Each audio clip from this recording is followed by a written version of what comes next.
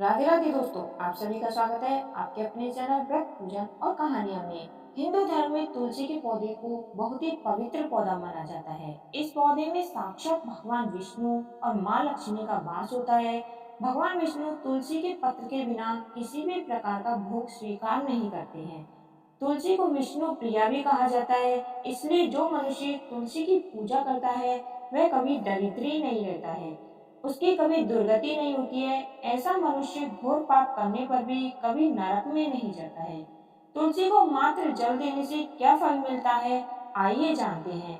इस महान कथा के माध्यम से एक बार देवी सत्यभामा भगवान श्री कृष्ण से पूछती है, हे स्वामी, आप तो तीनों लोकों के स्वामी हो, फिर भी आप तुलसी को पूजा क्यों करते हो, इसे नित्य जल क्यों चढ़ाते हो? मैं इस पौधे को जल चढ़ाने का महत्व जानना चाहती हूँ। तब भगवान श्री कृष्ण कहते हैं, हे देवी सत्यभामा, तुलसी साक्षात लक्ष्मी का ही रूप है। इसके नित्य पूजा करने के करोड़ों फायदे हैं। इसे जल चढ़ाने मात्र से ही मनुष्य के करोड़ों पाप नष्ट हो जाते हैं। तुलसी को जल देने का महत्व बताने से पहले मैं तुम्हें एक अत्यंत प्राचीन कथा सुनाता हूँ। इस कथा के माध्यम से तुम्हें तुम्हारे सारे प्रश्नों के उत्तर मिल जाएंगे, इसलिए तुम इस कथा को ध्यान से सुनो। श्री कृष्ण कहते हैं, हे देवी, जो भी मनुष्य केवल इस कथा का श्रवण कर लेता है उसको 100 वर्षों तक तुलसी को जल देने का फल प्राप्त होता है।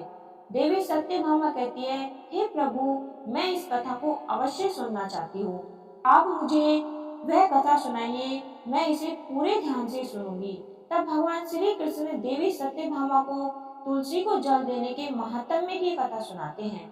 हे देवी सत्यभामा, इस विषय में एक प्राचीन इतिहास है जो बहुत ही उत्तम और पुण्य फल प्रदान करने वाला है।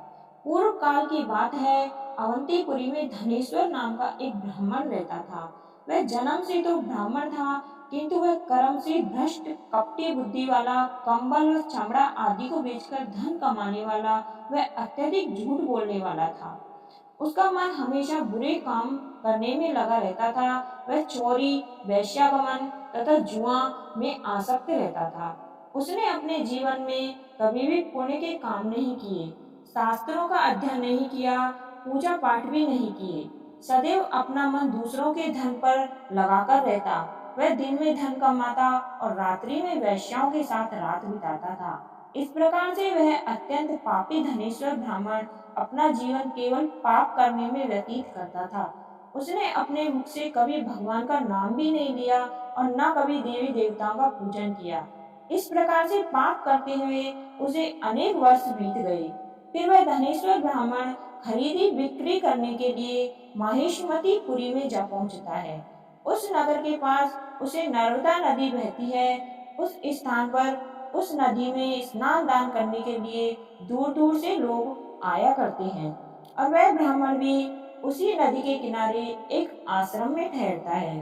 उस आश्रम में अनेक विद्वान ब्राह्मण पुराणों का पठन तथा अनेक स्तुतियों में मग्न रहते थे।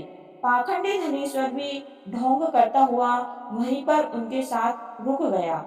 उन ब्राह्मणों के साथ रह के उसे भी श्री हरि विष्णु का नाम सुनने का अवसर मिलता था। वह उस स्थान पर 1 महीने तक रुका। फिर वहां पर आए हुए लोगों ने गायों का पूजन करके ब्राह्मणों को भोजन कराया, तो उस पापी ब्राह्मण ने भी उनके साथ बैठकर भोजन किया और भगवान का प्रसाद ग्रहण किया।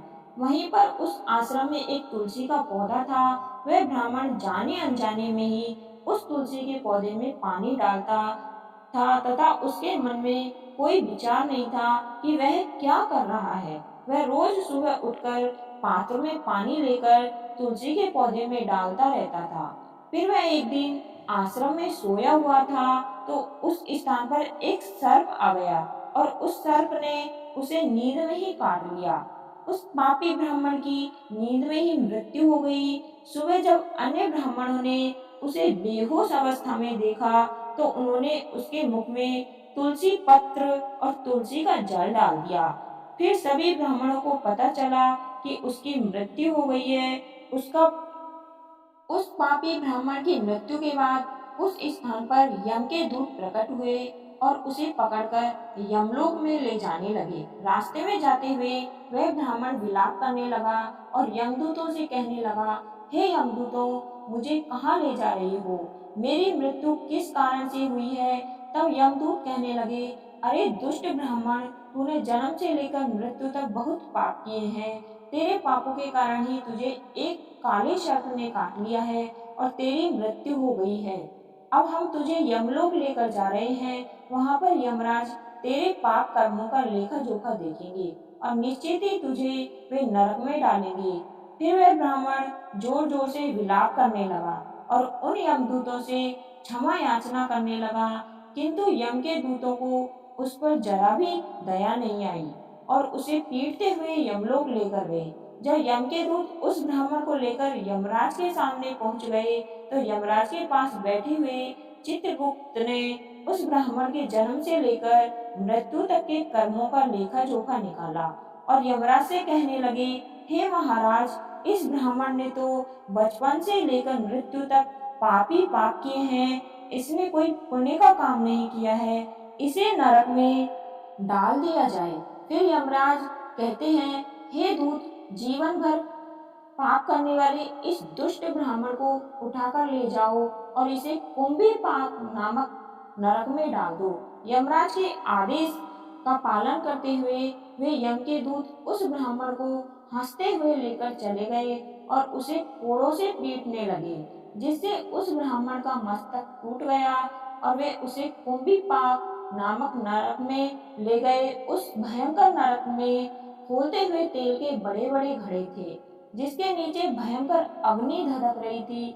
फिर यमराज के दूत ने उस ब्राह्मण को उस खोलते हुए तेल के घड़े में डाल देते हैं, लेकिन जैसे ही वह ब्राह्मण उस खोलते हुए तेल के घड़े में जाकर गिरता है, वह तेल एकदम से ठंडा पड़ गया।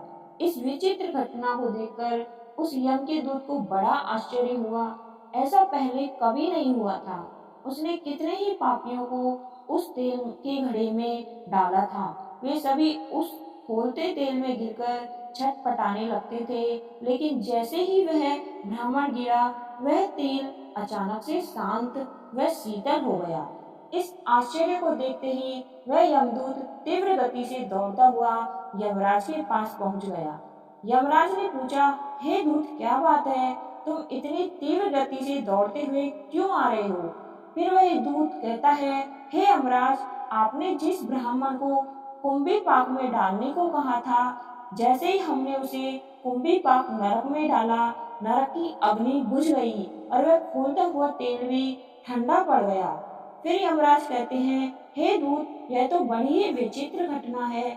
ऐसा तो पहले कभी नहीं हुआ है। और यमराज विचार कर रहे होते हैं, तभी उस स्थान पर देवर्षि नारद पधारते हैं। देवर्षि नारद को देखकर यमराज अत्यंत प्रसन्न होते हैं और उन्हें प्रणाम करके उनका स्वागत करते हैं। फिर यमराज नारद जी से कहते हैं, हे देवर्षि, आप उचित समय पर आए हैं। हमने आज एक अत्यंत पापी ब्राह्मण को कुंभी पाक नरक में गिराया है, किंतु उसके गिरते ही नरक की अग्नि ठंडी पड़ चुकी है और खोलता हुआ तेल भी शीतल पड़ गया है। तब देवर्षि नारद यमराज से कहने लगते हैं, हे यमराज, आपने जिस ब्राह्मण को कुंभी पाक नरक में डाला है, वह नरक में डालने योग्य नहीं है, क्योंकि वह ब्राह्मण के द्वारा जाने अनजाने में ही ऐसे कर्म हो गए हैं जो नरक का नाश करने वाले हैं। जो मनुष्य पुण्य कर्म करने वाले लोगों के पास रहता है, उसे उनके पुण्य का भाग अवश्य मिलता है। और यह ब्राह्मण तो भगवान विष्णु के भक्तों के साथ रहा है। इस ब्राह्मण ने आश्रम में रहते हुए नित्य तुलसी के पौधे को जल अर्पित किया, इसलिए वह बहुत बड़ा पुण्यवान बन गया है। इसके समस्त पाप नष्ट हो गए हैं। यह ब्राह्मण अब विष्णु लोक जाने का अधिकारी बन गया है। इस ब्राह्मण ने अनजाने में ही कितना पुण्य कमाए हैं, जो जन्म जन्मांतरों में मनुष्यों को प्राप्त नहीं होता। इसलिए आप इसे नरक में न पकाओ। इस ब्राह्मण के पापों के लिए केवल इसे इतना दंड दो कि इसे नरक लोक का सिर्फ दर्शन कराओ। देवर्षि की बात सुनकर यमराज अत्यंत प्रसन्न होते हैं और ब्राह्मण को कुंभी पाक नरक में से निकाल कर लाते हैं और अपने दूतों से कहते हैं, हे दूत, इस ब्राह्मण महात्मा को ले जाओ और संपूर्ण नरकों का दर्शन कराओ। फिर यम के दूत उस ब्राह्मण को ले जाते हैं और संपूर्ण नरकों का दर्शन कराते हैं। भगवान श्री कृष्ण कहते हैं, हे देवी सत्यभामा, इस प्रकार से यम के दूत उस ब्राह्मण को संपूर्ण नरकों का दर्शन कराते हैं और यक्ष लोक में ले जाते हैं और फिर वह ब्राह्मण एक यक्ष बन जाता है। श्री कृष्ण कहते हैं, हे देवी वनस्पति नाम तुलसी, मासा नाम कार्तिका, प्रिय एकादशी तिथि नाम च क्षेत्राणाम द्वारिका मम। वनस्पतियों में मुझे तुलसी प्रिय है, मास में कार्तिक मास, तिथियों में एकादशी और क्षेत्रों में मुझे द्वारिका प्रिय है। इसलिए जो मनुष्य नित्य तुलसी की पूजा करता है, तुलसी को जल देता है, वह मुझे सबसे अधिक प्रिय है। उस मनुष्य की कभी दुर्गति नहीं होती है, वह कभी नरक में नहीं गिरता।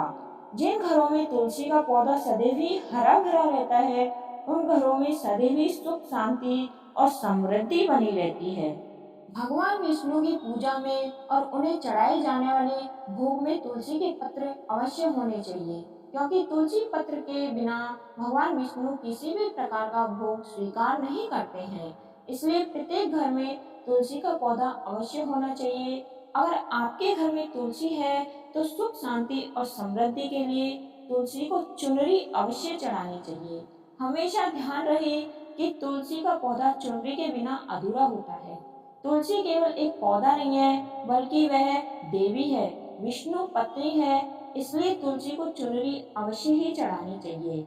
इससे पति पत्नी में प्रेम व विश्वास बढ़ता है। घर में रहने वाली महिलाएं सदा सुहागिन व सौभाग्यवती रहती हैं।